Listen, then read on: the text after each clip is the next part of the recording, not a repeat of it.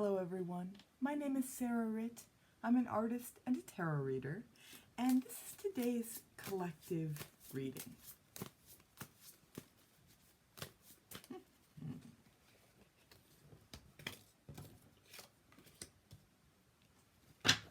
All right. So I've got some kind of topsy-turvy energy going on. Yeah, we may want to take on challenges without feeling grounded or solid in what we're doing. Kind of an interesting message there. And that's okay, because that's all part of the human experience, right? Lived experience.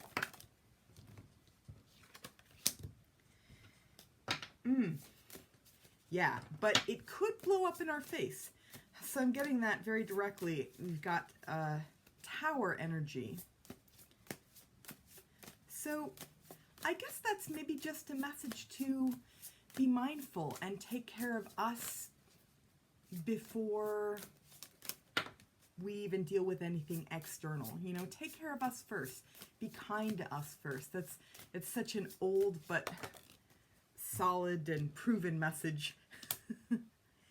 Yeah, I feel like this is, it's just emotionally charged energy that I'm seeing that kind of makes us act before we think. And at the same time, there's learning in that too. You know, there's knowledge in that, there's value in that. I think we're still learning to value ourselves, and that's a process. It may be that this is kind of a day with impulsive and emotionally charged energies, you know, just kind of one of those days. And the stronger, wiser part of us will caution us to slow down, pull back, wait on something instead of just acting right away. Take care of us. So yeah, so I'm kind of seeing that in a number of different ways. So first we've got Two of Pentacles reversed. Pentacles are earth, you know, so if you picture the solidity of earth, but uprooted and on its head. This is a card of balance. I feel like this is a pretty direct message. Balance, imbalance. You know, it's going the other way. And it's touching King of Swords. Swords are air. Air speaks to the mind, logic, reason, all that good stuff. Also on its head here. And so what I'm getting is strong feeling and just kind of us not feeling at our most grounded or solid in who we are and in what we're doing. It's kind of like we've temporarily lost our sense of grounded self. And at the same time, with this younger energy of Page of Swords likes to challenge. And so these are all kind of touching each other in a way that says the energy isn't quite conducive to action. You know, it's actually maybe best to slow down or just not act, kind of curb whatever impulses we're having. But we want to challenge, you know, and we want to challenge. It's coming from that kind of that ungrounded energy. There's a little bit of chaos there. It's not the best energy to act on. And at the same time, there's still value in that because there's value in all life experience. So that's a part of this too. So I'm seeing that. And the energy of the Tower. This is that, when I got that message of it blowing up in our faces. Tower is just kind of that shocking energy that lets us know very quickly or abruptly that whatever we've built up, whatever we think is a solid thing, is anything but solid. And so it's actually a really powerful and constructive energy in that it lets us know it's time to shake off all of the old stuff or the preconceived stuff or the stuff that isn't actually working for us so that we can pave the way for new growth. But it's a powerful disruptor as well. And so I am getting that this may be a period of time where we set ourselves up to kind of learn the hard way, or, we take a fall, or we have the rug pulled out from under us, to speak in these cliched terms that my inner being kind of latches onto. So there's this energy, and at the same time, we have Ace of Pentacles. This is about opportunity. It's reversed. It feels like maybe hidden opportunity. And actually what I'm getting is these may be opportunities that present one way, but are really about something else. So hidden opportunity in that sense as well, kind of like we think we're going in to get one kind of result and we get another. And even if that result feels like disastrous or unsettling in some way, there's still opportunity in that just kind of, it is something else. It's speaking to something else that's also really important and life-giving, even as it comes from a situation that feels opposite of that, right? So yeah. So hidden opportunities and learning, learning and growing. So Eight of Pentacles is that actively working on something and learning by doing, learning by way of being in the middle of, actually, is what I'm getting. So there's that. And off to the side, we have Nine of Pentacles reversed. This is the energy that clues me into us not valuing ourselves enough, or us just not knowing quite how to really understand our truer value and purpose. So Nine of Pentacles is very much about that. It's a self-contained, empowered, kind of a self-made energy. It speaks to worth, and here it's reversed. So again, it's just telling me that the ways in which we don't feel stable right now, finding ways to tune into who we really are and what we bring, in the smallest of ways.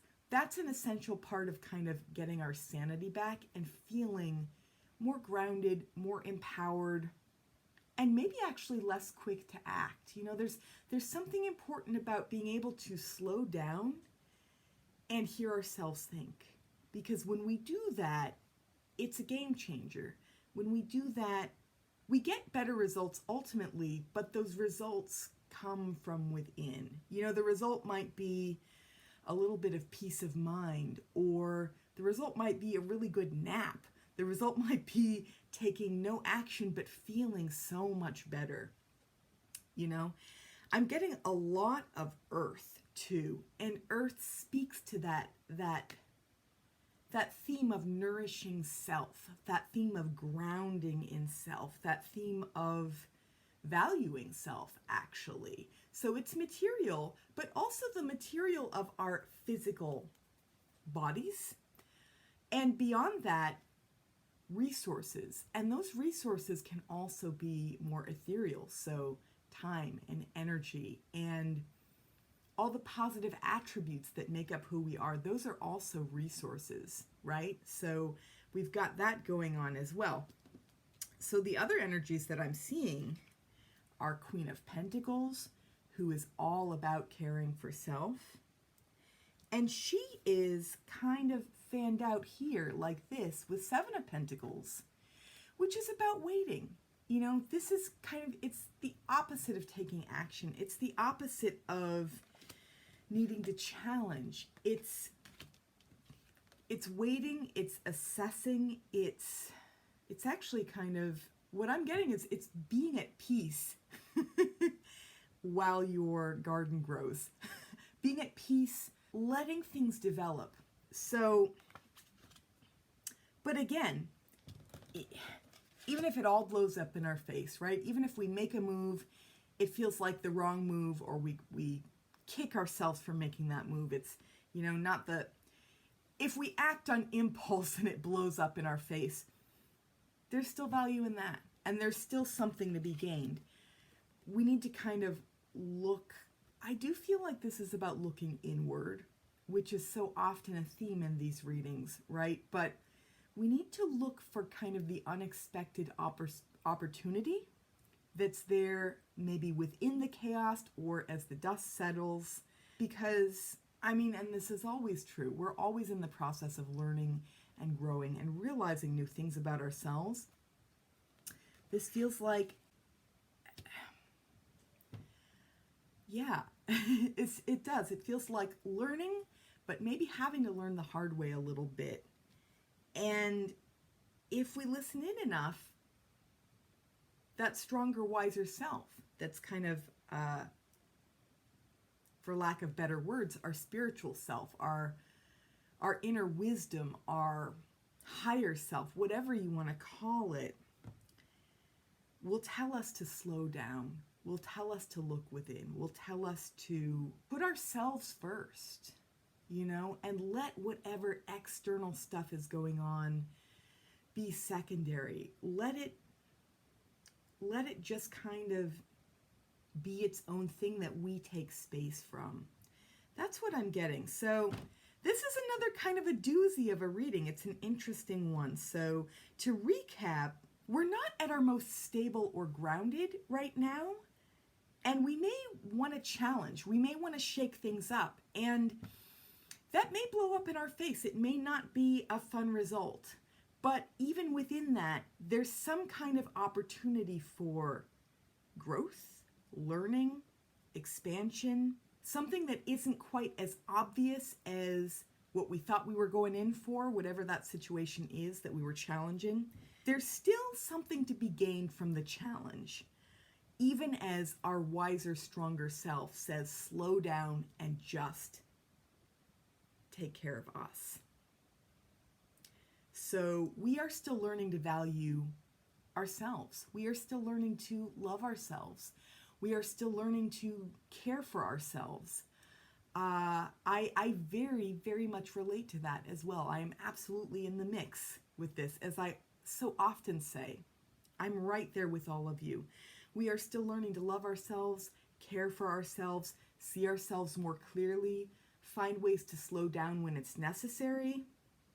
This may just be a day of impulse. It may be a day where we want to challenge things and we're feeling kind of shaken up. We're not at our most grounded selves. So it's going to be extra, extra important to tune in where we can and slow down where we can and nourish ourselves where we can. And that may be taking a moment to breathe.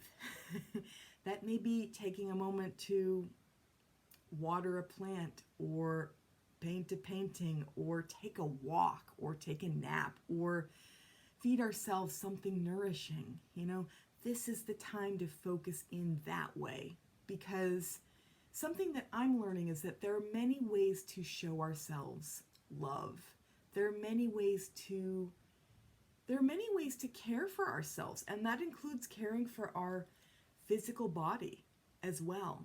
You know, there are many ways to do that, and there are many ways to tune into that self-love that's so important to cultivate.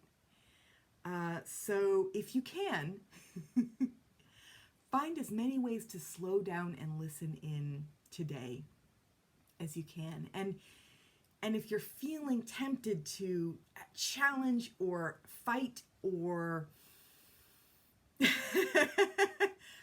shake something up, just tune in, give a listen, you know, and see it, again, whether that's through meditation or just sitting with yourself for a minute and breathing. See if you can't get a clearer sense of what's going on there.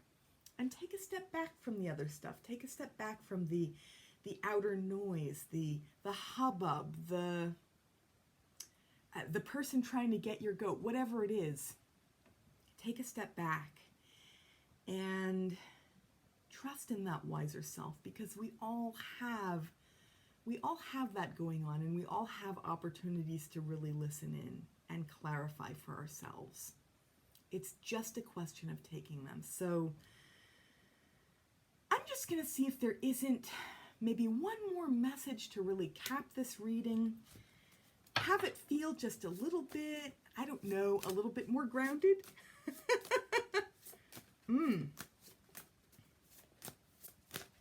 Yeah, this is an interesting one. So now I'm getting a little fire. So we're at the beginning of something. Yeah, so beginnings and endings, that's also a part of this reading. So, I'm also just getting this other message that it's all well intentioned. I'm not sure how that fits in a clear sense, except that wherever we are, there's love. Wherever we are, you know, I also feel like this is a universal thing happening. I'm just getting this very sweet, loving energy and some fire. And so the fire is all about beginnings. It's like we want to start stuff. Maybe that's what it is. If we can tune into love, if we can tune into that softer energy of love, and yeah, it does. It feels like wherever we are, and it's a hard one because it's so sweet, and the energies today just feel so rough. So it's just, so I'm trying to kind of,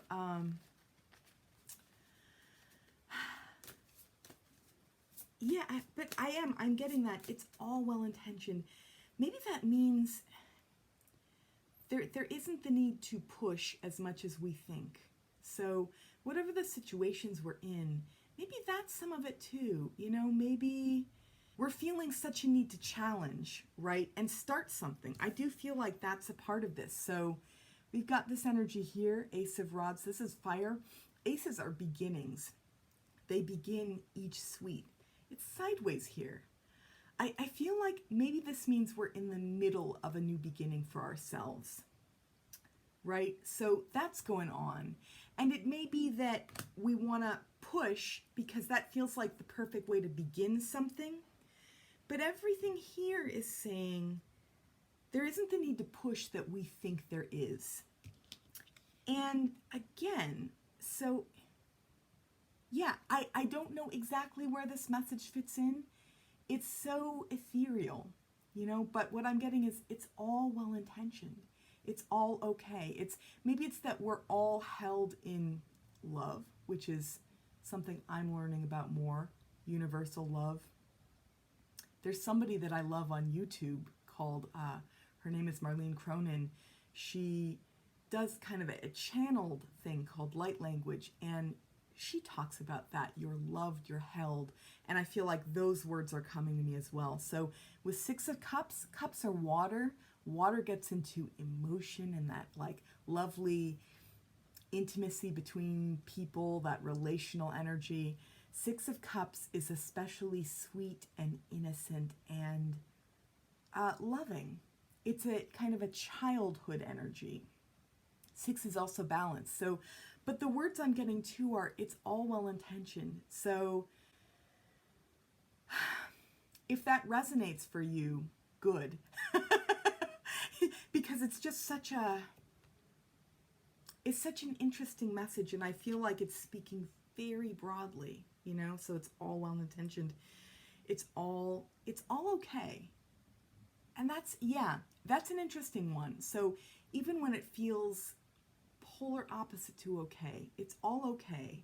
We're moving through some really intense stuff, and that's okay. You know, even if we push and we fall on our face, that's okay. There's stuff to be learned there. And learning to nourish ourselves, you know, that's okay too. That's better than okay. That's wonderful. So it's all well-intentioned.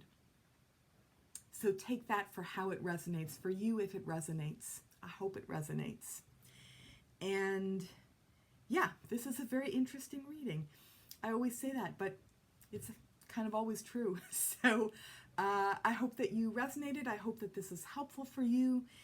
If you have not yet subscribed, if you'd like to see more of these, please go ahead and subscribe. If you enjoyed this video, if you enjoyed this reading, please hit the like button. If you're interested in supporting me and the creative, intuitive work that I do here on this channel and beyond, from a monetary standpoint, please check out my Patreon. The link is down below.